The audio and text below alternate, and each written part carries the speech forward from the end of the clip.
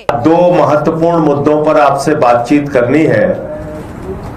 Number एक, गुजरात में जिस तरह से आम आदमी पार्टी के पीछे भारतीय जनता पार्टी पड़ी हुई है और वहां हमारे सोशल मीडिया के पेज को इन्होंने सस्पेंड कराया है, और दूसरा जो 7 लोगों के टूटकर बीजेपी में शामिल होने का मामला है, जिसमें आज उपराष्ट्रपति महोदय को और जो हमारे चेयरमैन है राज्यसभा को आज पत्र दूंगा, उनको डिस्क्वालीफाई करने के लिए, उनकी सदस्यता को रद्द करने के लिए। तो ये 2 विषय है जिस पे आज आपसे बात करनी है। गुजरात में आम आदमी पार्टी का विस्तार लगातार हो रहा है। गुजरात में जनता के मुद्दों पर आम आदमी पार्टी जमीन पे संघर्ष कर रही है। 5 हमारे विधायक हैं वहां, 14% विधानसभा में हमको वोट मिला था, और हमारे कई विधायकों को पकड़ पकड़ के जेल में डाला बीजेपी ने। चैतर बसावा को जेल में डाला, 2 बार जेल में डाला, जो आदिवासी समाज के बड़े नेता है। यहां तक कि उनकी पत्नी को जेल में डाला। ईसुदान गढ़वी जो हमारे प्रदेश अध्यक्ष हैं उनको जेल में डाला। गोपाल इटालिया हमारे विधायक हैं, उनको जेल में डाला। प्रवीण राम जी हमारे नेता हैं, उनको जेल में डाला। ऐसे तमाम लोगों को पकड़ पकड़ के पिछले कुछ महीनों में भारतीय जनता पार्टी ने जेल में डाला, उनको प्रताड़ित किया, उनको परेशान किया, उनके ऊपर तमाम सख्ती की। फिर इन्होंने अभी जो वहां पर नगर पालिका का चुनाव हो रहा है, तालुका और जिला पंचायत का चुनाव हो रहा है, नगर निगम का चुनाव हो रहा है, इसमें बहुत सारे कैंडिडेट्स को फर्जी मुकदमे लगा के, धमका के, डरा के उनके ऊपर उनको कैंडिडेट्स ना बने, फॉर्म ना भर पाए, पार्टी की तरफ से ना खड़े हों, ये काम किया। फिर हमारे कैंडिडेट के ऊपर फायरिंग करवाई। अभी इसी नगर पालिका के चुनाव में फायरिंग करवाई गुजरात में। और आज जब मैं आपसे बातचीत कर रहा हूं तो हमारा गुजरात का फेसबुक का पेज भारतीय जनता पार्टी ने सस्पेंड करा दिया, इंस्टाग्राम का पेज भारतीय जनता पार्टी ने सस्पेंड करा दिया, और 3 अलग अलग लोगों के अकाउंट सस्पेंड करवा दिए जो सोशल मीडिया पे पोस्ट करते थे। अब इसकी वजह क्या है? बीजेपी अपने गुनाह को नहीं ठीक कर रही, अपने काम करने के तौर तरीके को नहीं ठीक कर रही। स्कूल अस्पताल कैसे बनेंगे, गुजरात का विकास कैसे होगा, इसको नहीं सही किया जा रहा। तो जनता आम आदमी पार्टी की तरफ झुक रही है, आम आदमी पार्टी से जुड़ रही है, आम आदमी पार्टी का विस्तार हो रहा है, और इसमें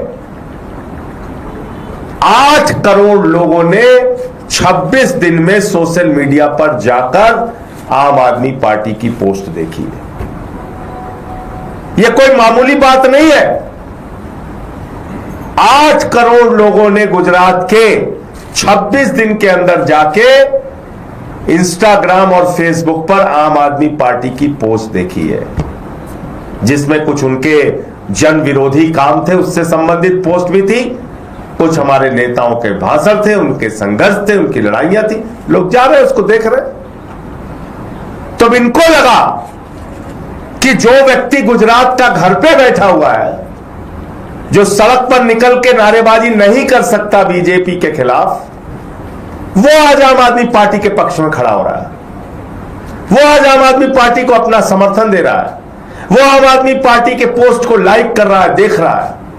तो आम आदमी पार्टी की बात और विचारधारा, आम आदमी पार्टी के काम लोगों तक ना पहुंचने पाए, इसलिए हमारा इंस्टाग्राम और फेसबुक का पेज सस्पेंड किया गया। मैं गुजरात के भाइयों से कहना चाहता हूं, अपने व्हाट्सएप के माध्यम से, अपने दूसरे माध्यमों से आम आदमी पार्टी के जो वीडियोस हैं, जो उनके पोस्ट हैं, उसको ज्यादा से ज्यादा लोगों तक पहुंचाइए, और जिस तरह से आप हमारे साथ जुड़े हुए हैं उसका और मजबूती से विस्तार कीजिए।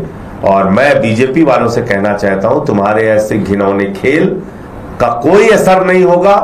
इस बार गुजरात की जनता 30 वर्षों के कुशासन का सुपड़ा साफ करेगी, ये मैं कहना चाहता हूं। और नगर निगम, नगर पालिका और पंचायत तालुका के चुनाव में भी हमारा अच्छा प्रदर्शन होगा, ये हमें पूरा विश्वास है। नंबर 1।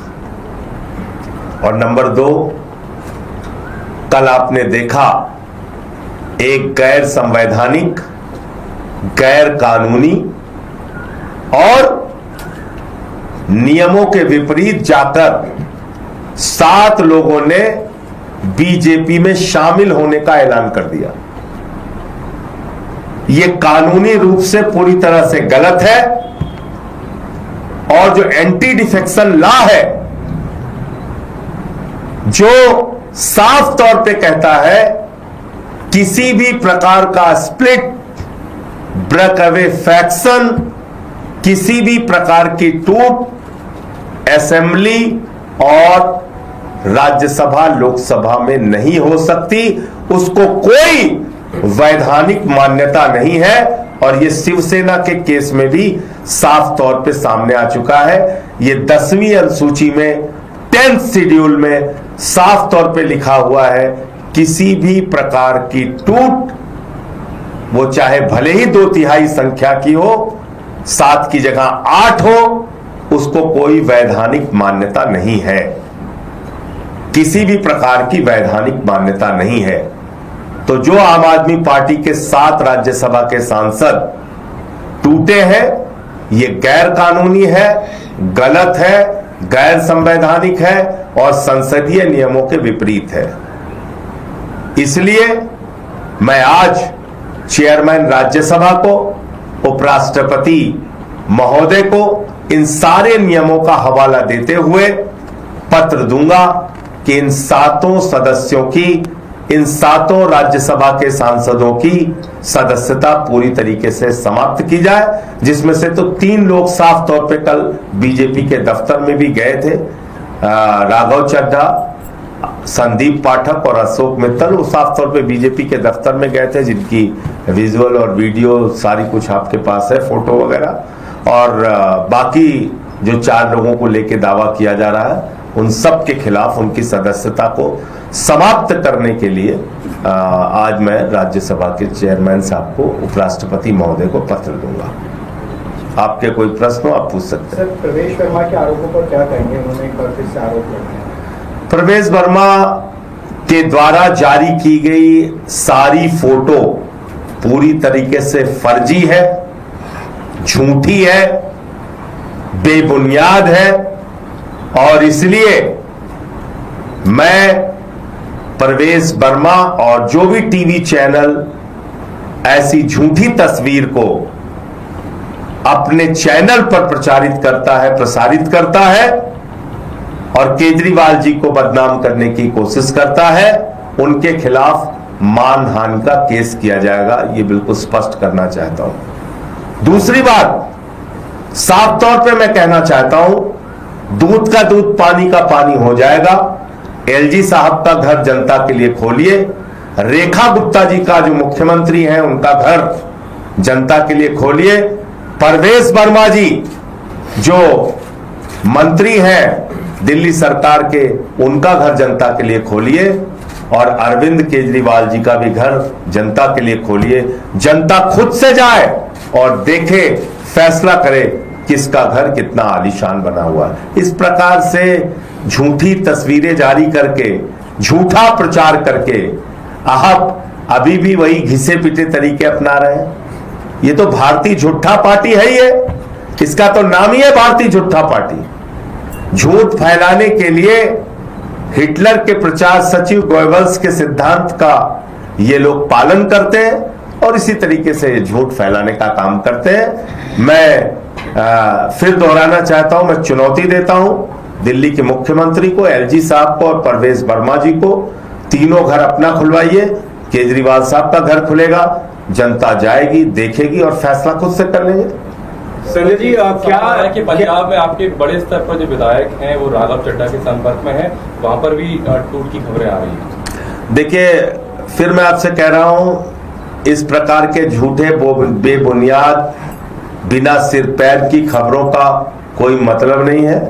सारे के सारे विधायक मंत्री हमारे जो लोकसभा के 3 सांसद हैं वो पूरी मजबूती के साथ आम आदमी पार्टी के साथ खड़े हैं, केजरीवाल जी और भगवंत मान जी के साथ हैं। इस प्रकार की किसी भी अफवाह पर कोई ध्यान नहीं देना चाहिए। और जैसा मैंने आपको स्पष्ट कर दिया, एक भी एमएलए एमपी टूट के जा ही नहीं सकता, ये कानून के खिलाफ है, ये एंटी डिफेक्शन लॉ में साफ तौर पे लिखा हुआ है, कोई ऐसे टूट के जा ही नहीं सकता। सर ये बताएं कि सवाल इसमें उठ रहा है कि आम आदमी पार्टी इतना क्लोज नेट, उसमें से 7 बड़े सांसद आपके छोड़ के चले जाते हैं, नाराजगी थी, क्या आप लोगों ने कभी कोई बातचीत करने की कोशिश नहीं की? आप ये जरूर कह रहे हैं कि बीजेपी ने अप्रोच किया, लेकिन आपकी तरफ से क्या कोई प्रयास हुआ था कि ऐसे लोगों को रोका जाए? और ये कब पता चला आप लोगों की ये नाराज हैं?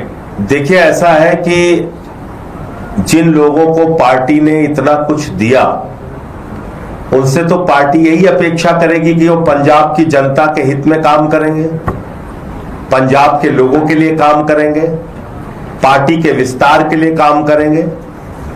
पंजाब में आम आदमी पार्टी की भगवंत मान जी की सरकार क्या क्या काम नहीं कर रही है, आप बताइए। 10 लाख रुपए तक का मेडिकल का खर्चा पूरी तरह से सरकार उठाएगी, ये फैसला हमने किया। दलित समाज, आदिवासी समाज से आने वाली माताओं बहनों को 1500 रुपए महीने दिया जाएगा। सारी माताओं बहनों को 1000 रुपए, जो जनरल कास्ट की हैं उनको अलग से हर महीने आर्थिक सम्मान राशि दी जाएगी। इसके अलावा हमने वहां मोहल्ला क्लिनिक का मॉडल दिया, वहां पर बेहतरीन शिक्षा का मॉडल दिया, स्कूल ऑफ एमिनेंस बनाए, सरकारी नौकरियां लोगों को दी। वहां 30-30 साल से जिन नहरों में पानी नहीं जा रहा था वहां पे पानी पहुंचाने का काम किया, बिजली फ्री किया। और जब से बेअदबी के खिलाफ कानून आया, इससे आम आदमी पार्टी और अरविंद केजरीवाल जी और भगवंत मान जी का ग्राफ बहुत तेजी के साथ बढ़ा।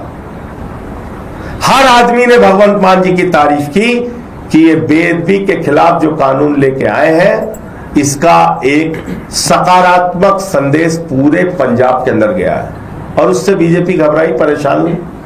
तो हमारे पंजाब के अच्छे कामों को बाधित करने के लिए ये कार्रवाई की गई। वरना आप बताइए, अशोक मित्तल पे तो 4 दिन पहले छापा मारा था इन लोगों ने, क्या क्या नहीं कह रहे थे, चोर है, बेईमान है, फलाना है, ढिमका है, ये लोग बोल रहे थे। और अचानक 4 दिन बाद वो अच्छे हो गए। तो ये भारतीय जनता पार्टी की वॉशिंग मशीन है, वहां जो जाता है वो चाहे जितनी भी गलती किए रहे धुल के साफ हो जाता है। ये किया है। पार्टी को सर कब पता चला कि इतने सांसद छोड़ के जा सकते हैं? क्या ये अंदाजा था आप लोगों को? देखिए, जिस दिन अशोक मित्तल के घर पे ईडी का छापा पड़ा था और इतने बड़े पैमाने पर पड़ा था, उस दिन से ही आशंका थी। उसके पहले की तैयारी रही होगी तो मैं नहीं कह सकता, लेकिन उसके बाद से चीजें बहुत साफ तौर पे दिखाई दे रही।